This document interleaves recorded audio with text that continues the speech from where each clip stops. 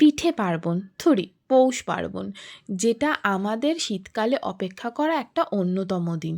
আমরা সারা শীতটাই বোধহয় অপেক্ষা করি কবে এই নলেন গুড়, পাটিসাপটা, পিঠে এই আর কড়াইশুঁটির কচুরি, আলুর দম এই সব কিছুর সঙ্গে শীতকালটা কাটাতে পারবো। তবে হ্যাঁ, সবটা তো আর একসঙ্গে হয়ে ওঠে না। আজকে যে ভিডিওটা তোমাদের সঙ্গে শেয়ার করছি এটা কিন্তু আমাদের পৌষ পার্বণের দিনকারই। সে নানান কাজের কারণে একটু আপলোড করতে দেরি হয়ে যাচ্ছে।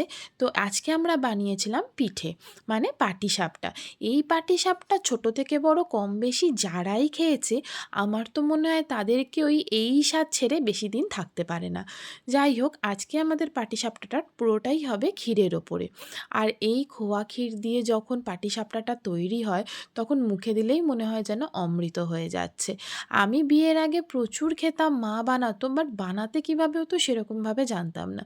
বিয়ের পরে এখন মামনির সাথে থাকতে থাকতে পাটিসাপটা বানানো খানিকটা শিখেছি, আর কিছুটা তারই প্রয়াস আজকে। তবে হ্যাঁ, আজকে যখন সকালে বাজারে গেছিলাম প্রত্যেকটা জিনিসই খুব ভালো আর সুন্দর কোয়ালিটিরও পেয়েছিলাম। হয়ে গেল পাটিসাপটা রেডি। কেমন হয়েছে কিন্তু অবশ্যই জানিও।